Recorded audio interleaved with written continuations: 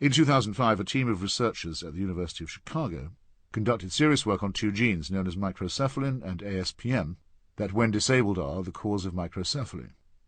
Babies born with this condition have a shrunken cerebral cortex, quite probably an occasional reminder of the period when the human brain was very much smaller than it is now. The evolution of humans has been generally thought to have completed itself about 50 to 60,000 years ago, an instant in evolutionary time. Yet those two genes have apparently been evolving faster in the past 37,000 years, raising the possibility that the human brain is a work in progress. In March 2006, further work at the same university revealed that there are some 700 regions of the human genome where genes have been reshaped by natural selection within the past 5,000 to 15,000 years. These genes include some of those responsible for our senses of taste and smell, digestion, bone structure, skin color, and brain function.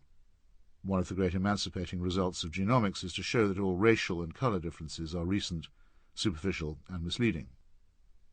It is a moral certainty that between the time I finish writing this book and the time that it is published, several more fascinating and enlightening discoveries will be made in this burgeoning field.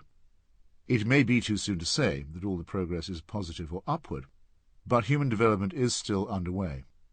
It shows in the manner in which we acquire immunities and also in the way in which we do not. Genome studies have identified early groups of northern Europeans who learned to domesticate cattle and acquired a distinct gene for lactose tolerance, while some people of more recent African descent, we all originate from Africa, are prone to a form of sickle cell anemia which, while upsetting in and of itself, results from an earlier mutation that gave protection against malaria. And all this will be further clarified if we are modest and patient enough to understand the building blocks of nature and the lowly stamp of our origins. No divine plan, let alone angelic intervention, is required. Everything works without that assumption. Thus, though I dislike to differ with such a great man, Voltaire was simply ludicrous when he said that if God did not exist, it would be necessary to invent him. The human invention of God is the problem to begin with. Our evolution has been examined backward, with life temporarily outpacing extinction and knowledge now at last capable of reviewing and explaining ignorance. Religion, it is true, still possesses the huge if cumbersome and unwieldy advantage of having come first. But, as Sam Harris states rather pointedly in The End of Faith, if we lost all our hard-won knowledge and all our archives and all our ethics and morals in some Marquez-like fit of collective amnesia and had to reconstruct everything essential from scratch, it is difficult to imagine at what point we would need to remind or reassure ourselves that Jesus was born of a virgin.